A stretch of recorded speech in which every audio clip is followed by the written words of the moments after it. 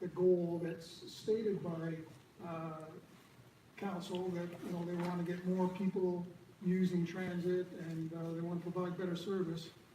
And yet, when they go and, you know, reduce service during the summer when the students aren't around, change routes and that so that they no longer work for people trying to get to work, you're not encouraging people to use transit. So I'd really recommend, if you are truly wanting to improve transit, implement the recommendations. So I think everybody's intent around the horseshoe definitely is about improving service for the rider. And I'm really looking forward to the eventual expansion of service into the Hamlin Business Park. Because right now, if you work at RLB or anywhere on the other side of the Hamlin, you have to get off at Southgate and walk across the Hamlin and through the ditch. So we're looking at that, and I think council and transit and everyone's heard that loud and clear. Okay, we're in the parking lot, is it on transit still? If I could just make one quick comment, that also a serious, there has to be a serious effort at reviewing the various roads. That's For this year. exactly, Yeah, that is, exactly, for some of the reasons that you just Yeah. mentioned. yeah, that's this year, and Yes. that's important because we need to figure out, is it a community bus, what are the routes, how does that all work, meeting response, all of that, from people who understand it better than I do, is in 2019, 20. Thank you. Okay, so anytime you have questions about any of these things, read an article in the newspaper, you can shoot us an email. And if we don't know the answer, we'll connect you with the person who can. Okay. So, Mark, do you want to talk about the budget? Yeah, so the budget is very complex and a lot of moving parts. And obviously we have literally hundreds of professionals working on the budget. So the four major parts that we have, the non-tax supported budget. So think those of your user fees. So your water rates, your stormwater rates now. Those are some of the major ones that you're not paying for your taxes. It's non-tax supported, but it's something that we still have to budget for. So what are you going to pay every time you turn on the tap? What's the cost per cubic meter, for example? And we approved that one. That's usually one of the very early ones we do, and we passed rates for the coming year on that. Then you move into the capital budget, which is all of basically the hard surfaces. So these are things that are your fixtures, your buildings, your roads. So these are not operational, but these are things that, for example, buying buses. Even though operating a bus is part of the operating budget, buying a bus is part of the capital budget. And so that one is in the range of $100 million. And so that one was approved as well. There's less interaction on making little cuts on that one. They're like, change the service level, change the service level. Because you can't change the service level of a building too much. Like you either buy the building or you don't buy the building. You have to fix a roof or you don't fix a roof. You can't kind of fix it less. So that one was approved, and as it mentions on here, so we have a 10-year fully funded capital forecast as well. So there's the 2019 work, but then there's the, well, what are we doing over the next 10 years? Because unlike operating, which can change regularly depending on what's happening, your capital, you have to do your long-term forecasting because there's things about, well, when are we going to repair this pipe in the ground? When are we going to repair the roof on a building? And you can forecast that out. So we do have a fully funded, for the first time ever, 10-year forecast, approaching $400 to $500 million that we forecast out. So it's a lot of work, including the South End Community Center. The local boards and shared services, so these are the ones that we don't directly do, but you kind of think of it as almost subsidiaries. So you'd have the library, for example. You would have the public health, the Alligator long-term care facility. So these are things that we fund, but it's not directly an immediate city facility that council kind of oversees. So with an example of the police services, we fund it, it's funded through taxpayer money, but we don't run the police. Police board runs police, but we fund it. And so that's why it's called a local board or shared services that we share with Wellington County. So that's part of that as well, that we provide money because they're the social service provider for Guelph and the area, and we provide them in the range of $20 million a year for them to provide those services on behalf of Guelph. They have been designated by the province as the provider of social services to the city. Those three are now done, and those were voted on and approved, but we're here mainly to talk about the tax supported operating strategy. because the tax supported budget is the big one. This is the $230 million thing. You might have heard the 3.93% potential increase. So that is what this is about. That is the one that last night we heard delegates on council, and in 2 weeks it will be the vote that council will have to debate what do we add, what do we remove, what do we change, and where that number is finally going to sit, because the other three have already been approved. And so we wanted to have this after the delegates. So we've heard from the public, not in Ward 6, all those other wards, we've heard from them. And now we want to hear from you and interact with you as well. So that we have 2 weeks now, we do research, we do more interactions, we do more consultations, so that we can, when Dominique and I come and cast our vote and do our additions and subtractions on operating night, we've come up with the best possible budget that we think is for the city. So those are the 4 parts of the budget.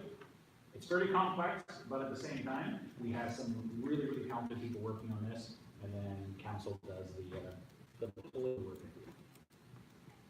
So as Mark pointed out, the non-tax supported operating budget, those are your stormwater services, water services, wastewater, court expenditures as well. So this will give you the dollar change in each. And what previous council, the last one, actually pulled the cost of supporting water, wastewater, and stormwater from the operating budget, so that a council that was trying to save money couldn't say, you know what, we're not going to do stormwater this year, because it's such important infrastructure, especially with climate change and more volatile weather, right? So we want to make sure that that is always funded separately, because it's such critical infrastructure. Now, what does that mean to you?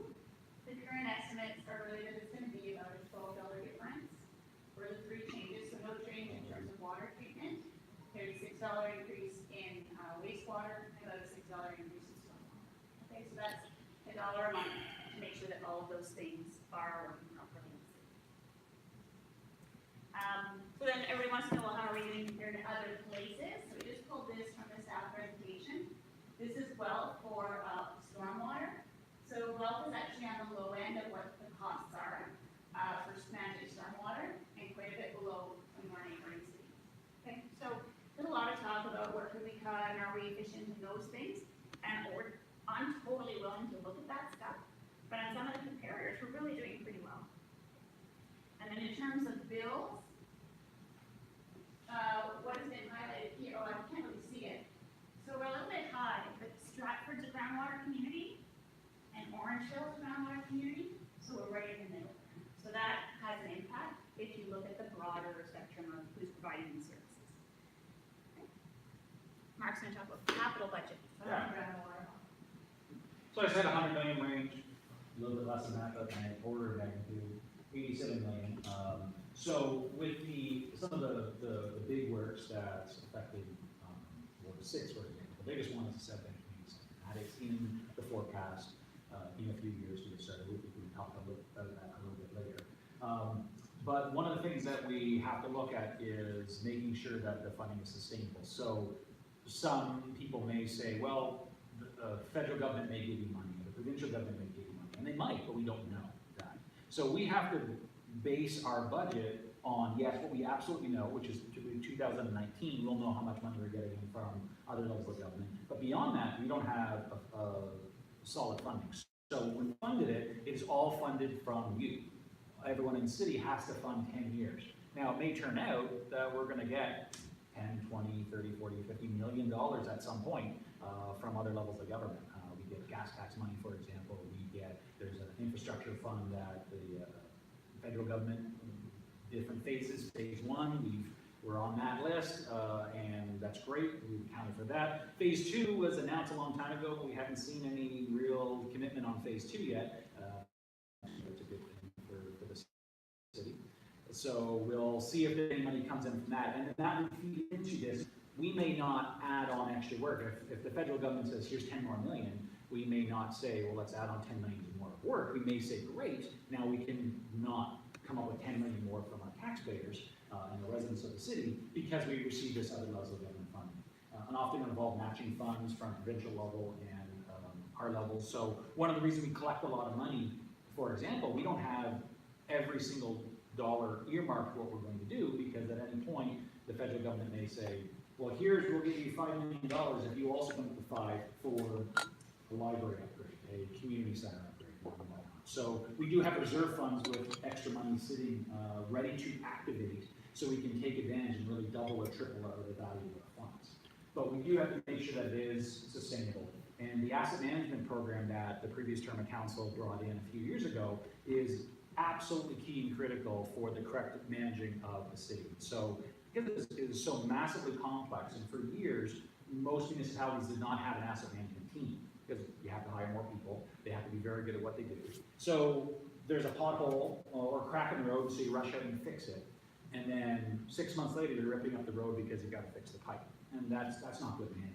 So what we have now is we're looking at a program of work.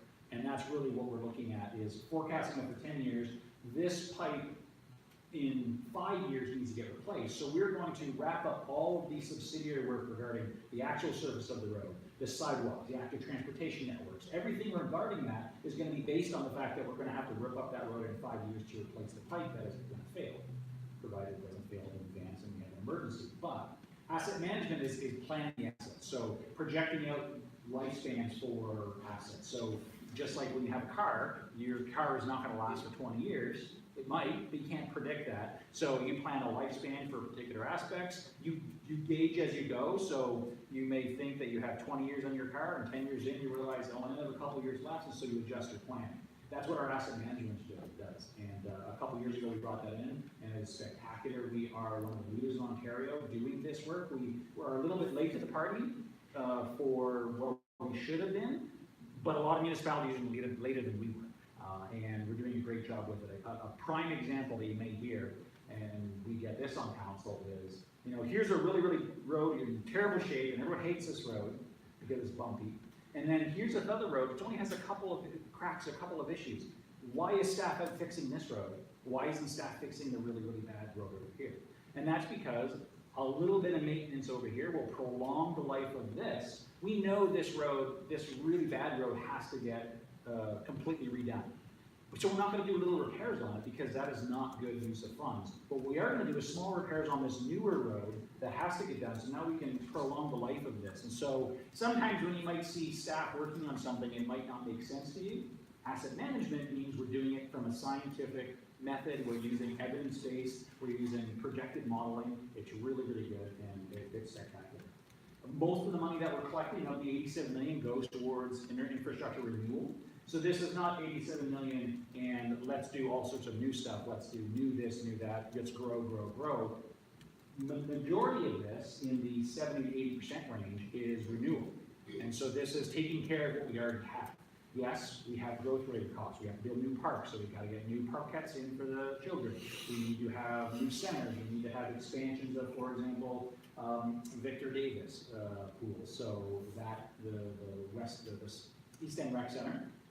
So there is a renewal of that, but we also had a little bit of growth on that as well. So the majority of that 87 million is renewal. That is why we're mainly collecting the infrastructure levy that we have, that dedicated, that council brought in a few years ago, specifically for renewal. But there is components of growth in city building. So doing something that's not growth related in the sense of, well, we have more people, therefore we need to have a bigger service. But sometimes you do stuff to foster community, to make things a little bit better. Think of Market Square downtown with the skating rink. Well, that's not related to growth. That was just a really good city building type service that we can put in. And it wasn't infrastructure renewal because there wasn't a skating rink there before. So that type of act what we're doing, we're going to see some more of that downtown. But most of it, and so when you see people out there digging up roads, fixing surfaces, buying buses, a lot of it is going to be renewal that we have to do. So that kind of just covers some of the highlights of the capital budget and the importance of it. Yes, go ahead, Mr. Mayor.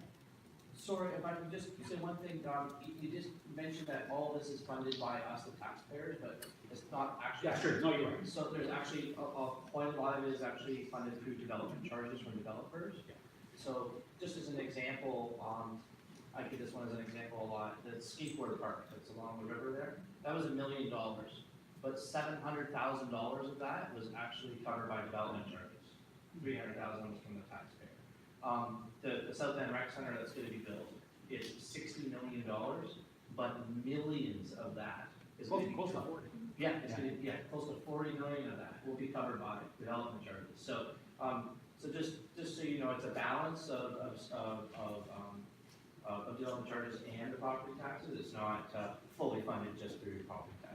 And thanks for the explanation. And I'm sorry, and can I, Yeah, sorry, yeah. I just want to apologize for interrupting. No, go ahead. Yeah. Oh, okay, one more thing. Sorry, it's important to note that the provincial and federal governments now, they won't give municipalities money unless they have an asset management program. It's part of the applications now. So so when people kind of sometimes balk at sort of this, well, why do you have 2 people or whatever in a department working on this asset management stuff? Why do you have this big plan? Well, it's because if we don't have it, we're not doing all the great things that Mark just said, but it also means that we can't even get the money from grants or other funding from other levels of government. It's required on the applications that we try to get that other levels of funding. And I'm glad you corrected me. What I was thinking more when I was talking about taxpayers, I meant more internal to the city. Yeah. That is funded. It's not on the 10-year forecast. We're not projecting out what other levels of government may be giving us. But development charges are super critical. You're right about that. You have a question or comment? No, actually, the development charge, actually, who's paying it? Everybody who buys the house, that's all the insurance. Oh, yeah. Development charges flow back to the Yeah, homeowners. so he's not paying from his pocket. So you could say in that sense, it is all coming from residents, because the ones that are buying the houses are paying us funds. That's very true. I actually just wanted to make a comment, I understand the capital budget and the institution, but I don't think, that everybody understands these big words when we discuss about the budgets. So I think it would be nice for city if they were to, before they start having good budgets, to maybe put a definitions of what is a capital budget, what is, so people are not as scared of when they see 3.95. I understand that we need to do that, and it is a very scary number, but once they start where the money is coming from, where the money is going, for a normal people, I think it will help them to understand what is the budget process is. So that's just, like, so they don't have to Google that, what are you talking about, where my money is going, so it's, There are some, like the thing is, you have to know they're there and decide what it looks like. There are some sheets that are on the city's website, but we definitely could be sharing that earlier in the process. And this is our budget, so usually would be happening in the fall. that's what And we intend to communicate more to answer exactly those questions. I just wanted to show you, this is the development charges study, and people who really like the numbers, it is astounding the degree to which we know the value of every picnic table in the city. I know where to lie, okay? So, I heard a lot in the campaign trail, people were saying, well, my taxes go up and I don't see any improvement. Well, because 75% of your dollars are between the 2 property lines and under the ground. And they're in stuff like this, right? They're the boilers that run the Sweden Center. So, if you want to take a look at this, super interesting. And if you take a look at the capital budget, Mark and I both brought our binders. The capital budget has 2 presentations, and one section breaks out. This is tax, this is user fee, this is development charges. It breaks out exactly where that money's gonna come from. So there's no mystery in where the money's gonna come from. And the reason it's a 10-year plan is to say, we really need to take on too much debt in this year. It's not nothing to do with your household budget, right? We can't afford to do the kitchen, like, we can do the kitchen now. My husband's here. I want a new kitchen. The difference from the household budget is most of us are not professional accountants that deal with their household budget, whereas the city, the Guelph budget is dealt by professionals that know finances. So we're in really good hands with city staff, unlike what we do at our house, which is just kind of gas. But you would plan stuff out, right? Oh, yeah, You can't absolutely. do a new car this year or whatever, or the mortgage is almost ready. You make those plans and you understand what the ebbs and flows are gonna be. So to Cam's point, the capital funding sources, there are grants from other levels of government. 20% is development charges, and tax money is about 26%, right? So there's a mix of where the funds are coming from. That's what was important to increase, development charges, right? And that's done on a 5-year basis. Ta-da, people wanna know what's in it for me, right? I don't see where my tax dollars are going. We thought we would give you a little sneak peek. This is not the plan of South End Rec Center, but it is a rec center, so it's fine. $8.3 million in 2019 forecast. I didn't include the buses, but that is an infrastructure investment. Down Drive Park, $125,000 for planning in 2019 with the construction in 2021. I didn't know what the mix of people in the room was going to be. So you can see what some of the other projects are.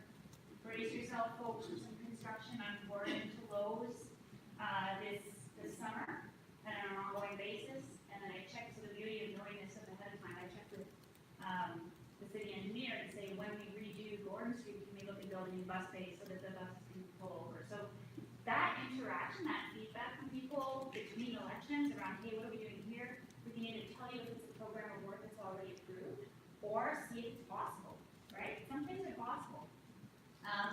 Municipal Teal, I didn't know if we had any municipal folks, that's in 2022. And there's some real traffic problems in Zadig and Pallister area, coming through to here from there, right? Coming through to Courtright. And so there's traffic calming coming this summer. Okay, so just wanted to point out some of the things. It's true that a lot of the heavy lifting on infrastructure work is being done in the older parts of town because there's a 100-year-old sewer pipe, right? And so it is true that some of the money has to go where the priorities are, but these are some of the improvements we'll see in the second. And things have been moved. We've had, I mean, given that I was on the previous term of council, and it was the Orange Park with the water park there. It's always coming soon, and every budget, it keeps getting pushed back further and further and further. And it is now projected past the immediate shelf life. So this is something that, you know, we want to have it. Those are in Westminster Woods have been waiting for this park, but there's a limited number of funds. We can't just expect residents to pay an infinite amount of money to get everything we want done, because everyone has their own priorities. And so that is one that, yeah, we have it in a soccer field there. We have a lot of grass and a lot of dandelions that come with it. But the water portion aspect of it, it's not coming in the near future as much as we thought it was going to. So these are things that every year we get an update of what staff is recommending, and council can toy with it, but as much as I would want to say, well, this is Ward 6, it's really important, everyone wants it, we should pull it up. You can guarantee councillors in every ward will say, well, this is really important, and we've had this pushback on it, this is important for our ward as well. So we kind of have to have a balance. We got a lot of things coming on, and honestly, with $60 million, that is going to be the most expensive facility once we get this community center. It's going to be the best facility. So Ward 6 has some pretty good stuff in. Any quick questions on the capital? Are there descriptions of the scope of work on these available? Yes. So if you go on, I think it's Guelph.ca/budget. If you look under capital budget, there's a file called programs of work or something like that. You click on it, and every project is there. And then if you need more detail, you can ask us, and we'll find the right person to answer that question for you.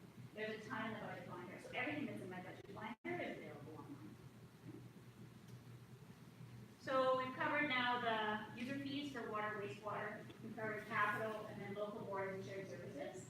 And Mark said these boards submit their budget. And for the most part, we either have to approve them entirely, so public health, that's public health. Public health, it's legislated, they get a certain amount by population, so you vote for that, yes, that's not a matter.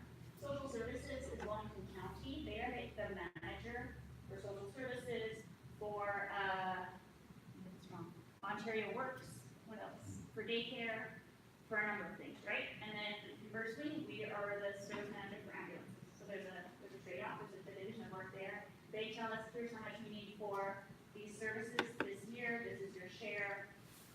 That's the straight up and down. The Elliott is Guelph's home for the aged, so we are responsible for those long-term care beds. They have an agreement with us, and it's pretty much fixed. The Guelph Public Library is up here, and they're kind of holding the fort until they get the new library, which is in the forecast, it's in the capital plan. Lisa Maslow is the chair of the library board. She needs us to say library 10 times, right? And then the Guelph police service. So the police services board, there was a big increase this year, and I'm 100% behind those increases. The population is increasing, prosperity is going up, and it costs a lot. So here's what that's going to fund: 2 special constables in court. So again, people say, oh, there's too much staff, blah, blah, blah. Not blah, blah, blah, it's legit, but.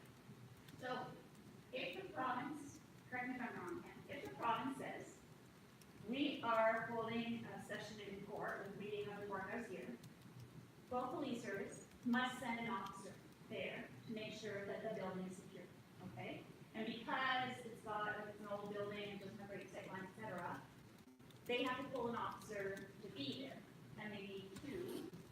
So they're pulling somebody off active duty to do that, and they can't say no. So as long as the court is in session, they have to have an officer there, and that pulls officers in there. So they need two who will do pretty much that, and then they go to. Two FTEs for sexual assault and child abuse, that clearly is in the community. Network technicians, so, they need people to make sure that the radios are functioning and all their systems are working and connecting in with all the other police services. More frontline officers, cruiser disinfection and cleaning, and then the impact of capital, I believe, for the completion of their building. Yep. Right? So there's nothing you can really argue with in terms of police services budget, and really, I know they had, they would like to do more, and the city helped them to whittle that down with one-time payments. I would have to support more for the police service, especially if it is traffic. Right, because we do have some issues around traffic. So that's where some of the tax dollars are going in terms of the boards. So, Yeah, so this is our big number, and there's a lot of data here.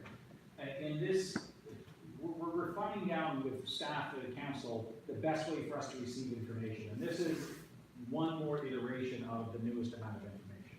So on any budget, you're going to have increases based on just keeping everything exactly the way it is, costs more money. That way we have collective bargaining, for example, where if staffing costs go up and 70% of our staff is receiving an increase, then obviously we have that increase baked in. So the city department's base budget is kind of, let's keep everything kind of the same, and what do we need just to keep it going? And then you start looking at other things that we add in here. So a number of different aspects from the infrastructure levy. We have what the local board and shared services they were looking for in your council decision. So council decides, hey, we think this is really important. Middle of the year, say we want this. Well, staff will implement it, but it has to come to budget ultimately for a vote. But we've already agreed that this is what we're going to do.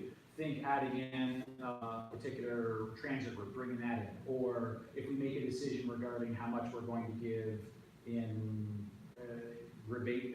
abatements to a particular program that we have.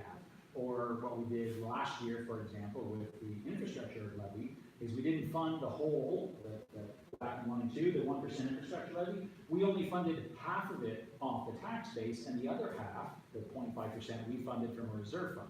But doing that mean that this year, it's not in the base budget. The infrastructure levy adds and compounds every year. Well, we shorted it last year. And so that's an in-year council decision. That's a significant amount of money that we made decisions.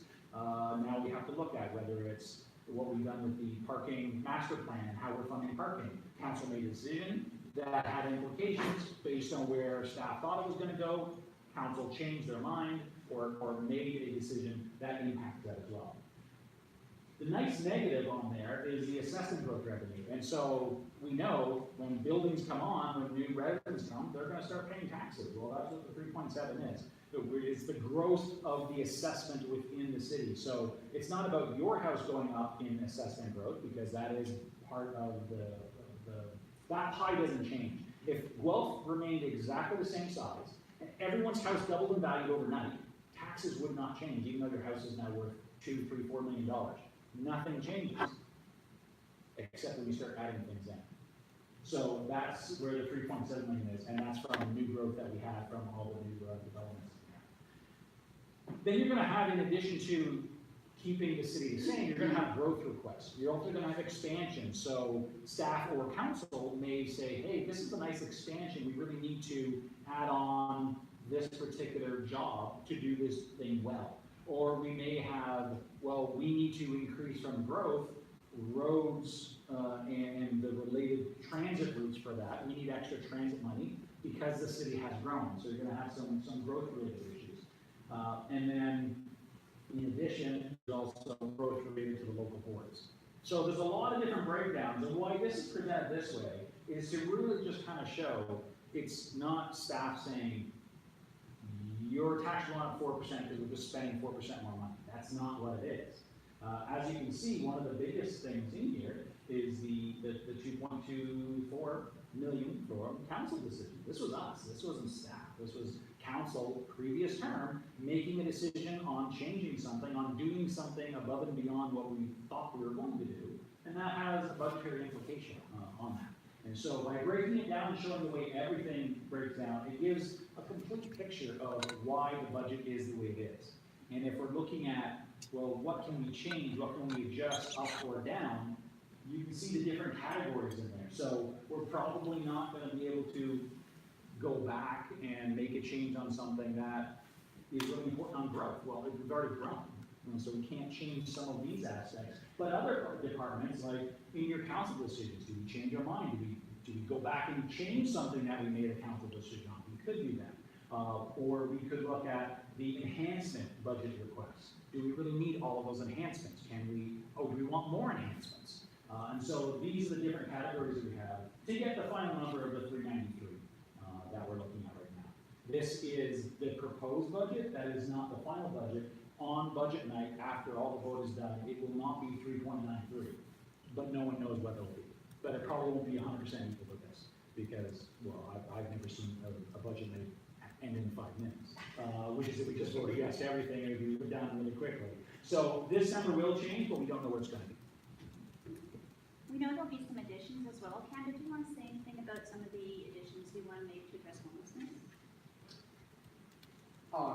Sure.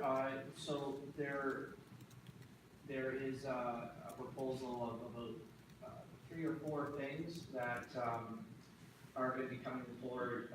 Welcoming Streets Initiative is where there's an individual downtown, up to 2 people actually, that are support workers that are actually going to walk around the downtown to actually interact with people that are vulnerable and are in need, to try to actually help them find the resources and the services that they need, to not be in the situations that they're in right now, and to create a somewhat of a better atmosphere for people in the downtown, our patrons that are down there, our business owners that are down there as well.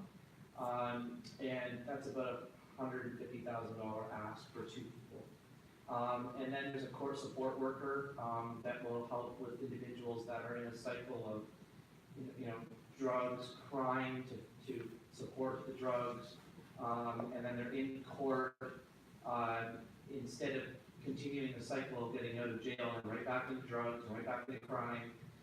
There's kind of an intervention of a court support worker, where that person would, again, try to help people change their trajectory of life and move them into rehab programs and things like that. And these programs are very successful, very, very successful.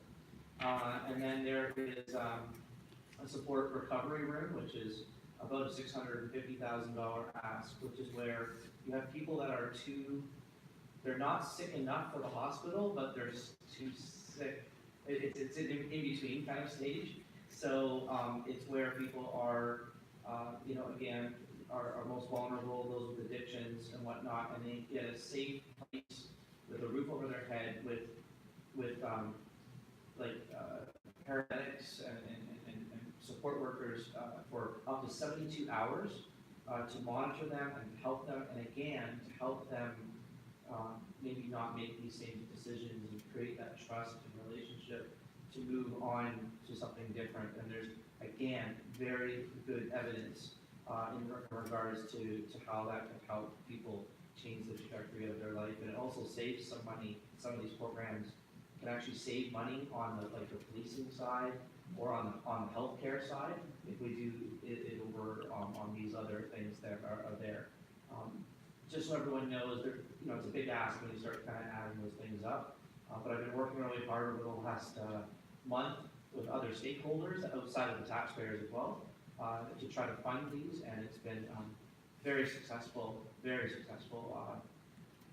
People are stepping up with 10,000 here, 25,000 there, 50,000 there, and it's all coming together really well. So there will still be an ask on March the 5th for some of these programs, but it won't be the allotted amount that I thought it would be, because there's a lot of other stakeholders that are putting some money towards this program. Can I ask you a question?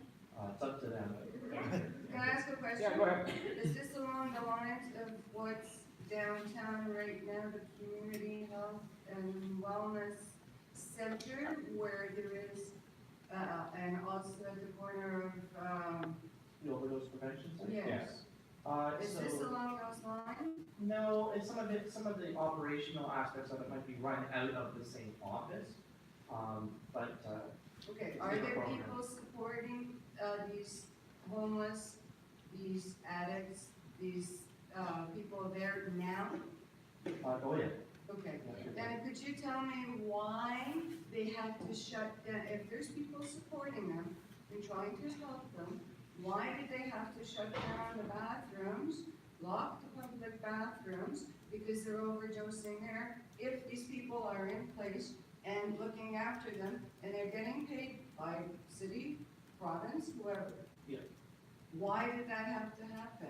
And is the place that you're proposing, and the people, that you're proposing to put in there, are they going to be able to prevent this? So the place that you're talking about, the bathrooms being locked, I'm sorry, the city actually does not operate that. So I can't answer something I just don't know about. Okay, but this is the money that's, you're talking about money going there, you're working hard to get other people, not the taxpayers, but other people's money, and you wanna make the downtown area more safe and more this and that. But when it comes down to it, do these people wanna get help? Or do we need to, does something else have to be done? Because it's pretty sad if you got people in there supposedly helping these people, and then they shoot up in the bathrooms, so the public bathrooms now have to be locked down. So what are those people that are supposed to be helping them doing there? So we're not gonna divert into this too much, and part of this goes beyond the city of Guelph. No, I We just do- wanted we to do know other what services. it is. If mental health and addiction issues were simple, we would have solved it already. It's a complex issue, and the people that work I in the realize community health that, center working on downtown health are doing a great job in what they do. What the mayor has been proposing, working with other stakeholders, is coming up with an enhancement of a service to do other things. That's not the only intention. One thing that the mayor has done is ask all the councils, what are their intentions on budget night? And this is something that he is intended, but there are other councils that have presented their intentions of what they would like to see, whether it's a route enhancement on transit, or whether it's a reduction in the cost of infrastructure, or several other things that have I'm right now come forward. interested in what you just So, said. and you can certainly talk to Mayor Guthrie about that later, but that specifically, that healthcare issue, that is a very complex issue, that there's no easy solution. What is being proposing is on top of what is currently being, done in the downtown zone. Margaret, I'd say, the community health center, where that overdose prevention is the location you're talking about, right? So that is separate from what the Welcoming Streets person does. What the Welcoming Streets person does is they do outreach with both the businesses and the people who might be sleeping in a bank machine vestibule, okay? And they can do two things. They can go and talk to that person, they know them by name, they can say, how you feeling today? Like, can I help you, get somewhere warm, if you've had a meal, they can connect them with the supports, they know what all the supports are downtown, okay? And then conversely, they can work with the bank manager or the business owner, so that that person's first call is not to police, if it's not a criminal thing, if it's a health thing. Then they know who to call, maybe they call, Wendy, I think her name is. They call her, or they call somebody who can provide support to that person. So it actually keeps the police officers doing the work of policing or community outreach. And so it's a different thing. The community health center, overdose prevention site is supervised. Sadly, what happens when people leave that site and wander down the street or whatnot, that's part of the tragedy of it, right? So they can't, like a handful of people can't be supervising the entire downtown. But that outreach worker in the downtown is there to help make those connections. And we heard some really great stories at council last night about people who just really need those connections, and maybe they needed them more than once. But both the downtown, both businesses are very supportive of it, and so are the organizations that are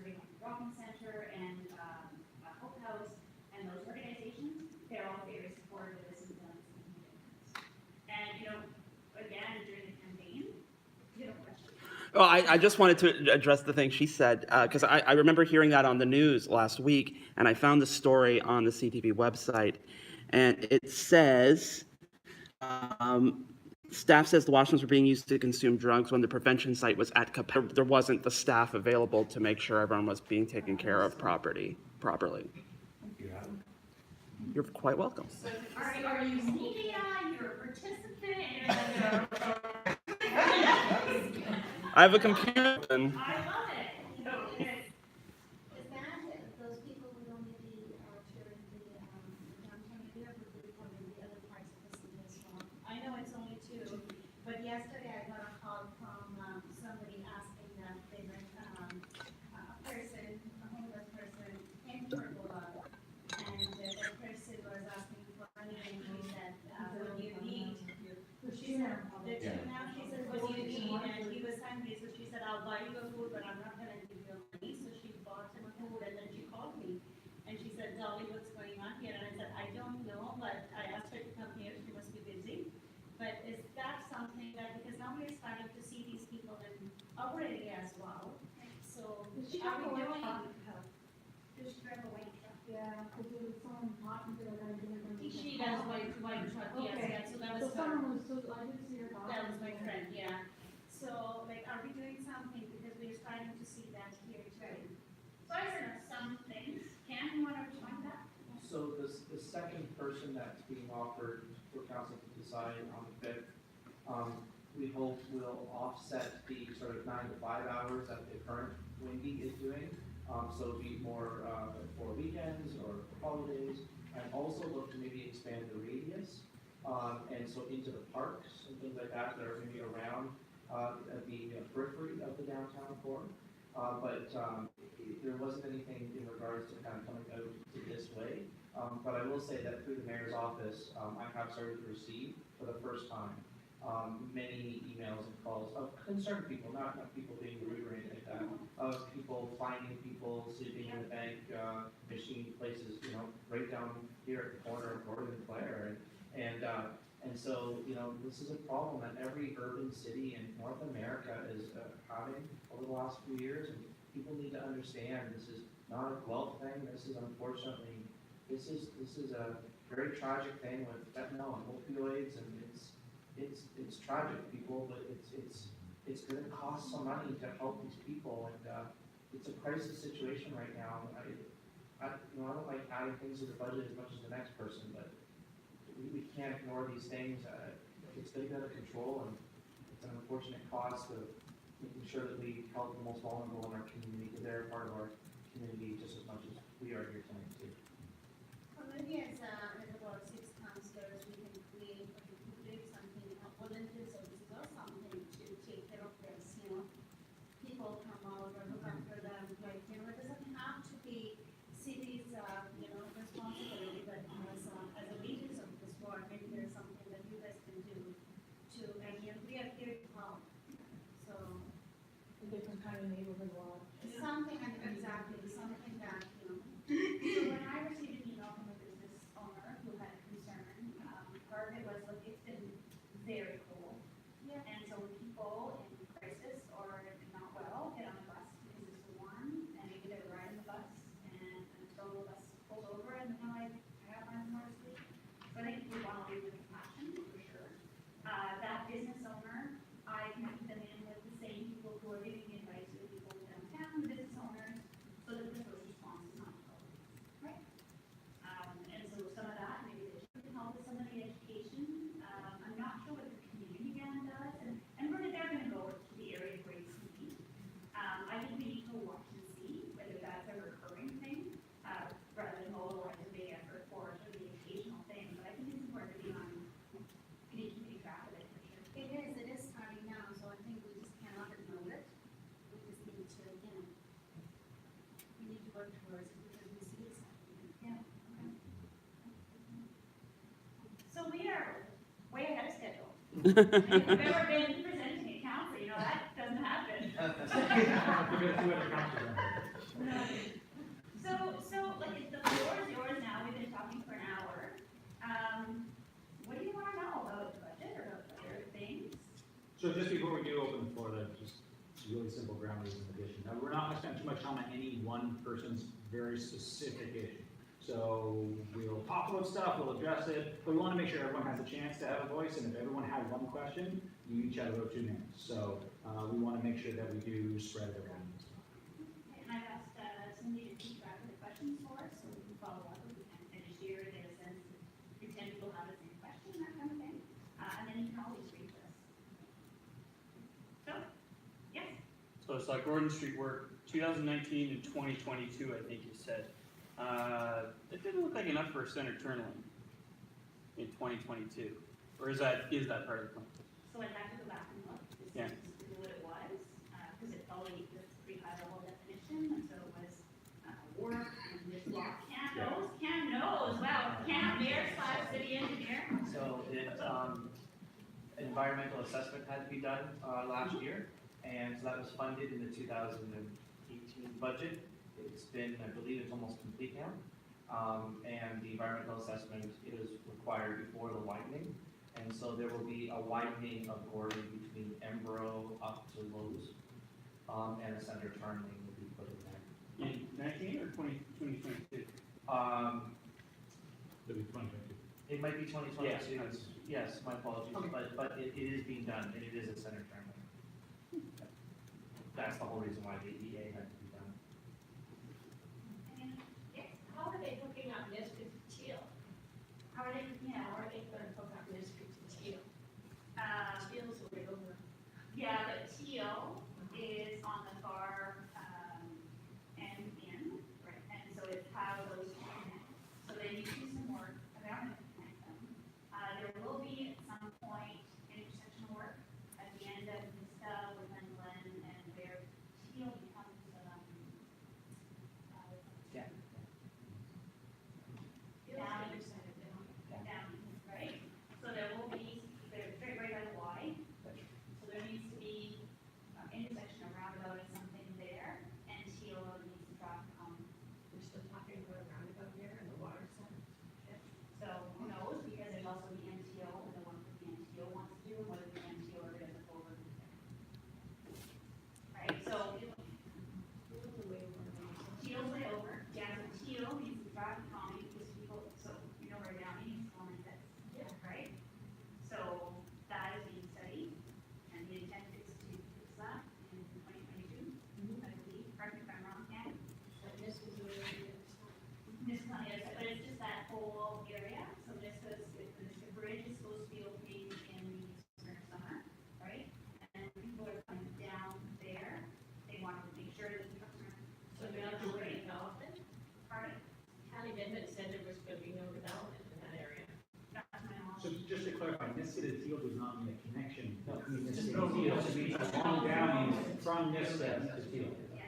Yeah. That's what Niska to Teal. Oh, it means on Downey from Niska to Teal, not a connection between Niska and Teal. So Niska to Teal means the road between those two. That's just to clarify. I Thank think you. that- Yeah, I think that might be the confusion. Yeah. You're all happy? Good, we shall go home. Yeah. I had a question for Mark, Okay. just because you were on council last year. So in your council decision, you said sometimes you have to sort of take something back, full accounting for when you're making money? Well, no, sometimes it'd be very difficult on budget night, operating budget, to make a decision without having any data, because first of all, it's irresponsible.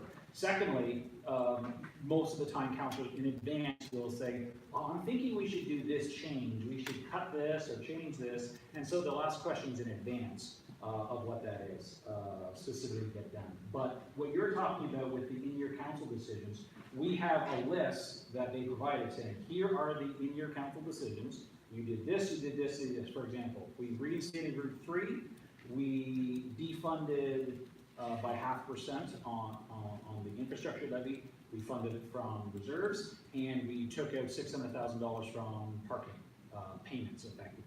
And so those are part of the decisions. If council decided, no, we want to put that parking back in and somehow make that 600,000 back, or if council decided, no, let's get rid of the bus route that we put back in, then we would know exactly what it was amount, and we would have that information. But most of the time, things would have been done well in advance, that council would have been asking questions if we needed clarifications of, well, what if we did this slight change of our decision? Then we would, that's on a budget board, and staff posts all the information for that. So I'm not sure if that's the answer to what you're looking for, but that in your council decision, we have a full accounting of what that is. I think his question mark was, would we have known the impact when we made the decision? Oh, was that last year? Yes. Oh, yes, we Yes. actually, because we will know what the decisions are whenever they, Yes, so we knew. yeah, we knew what the cost was to put Route 3 back in. We knew what it would be to not have meters on the street, for example. We knew what the cost was of taking money from reserves to fund half of the infrastructure levy. We knew that next year it was gonna come back to us. So, yeah. One of the things that I was checking out for my old project campaign too was how they, take the park plans. And that's one spot where I thought that they could have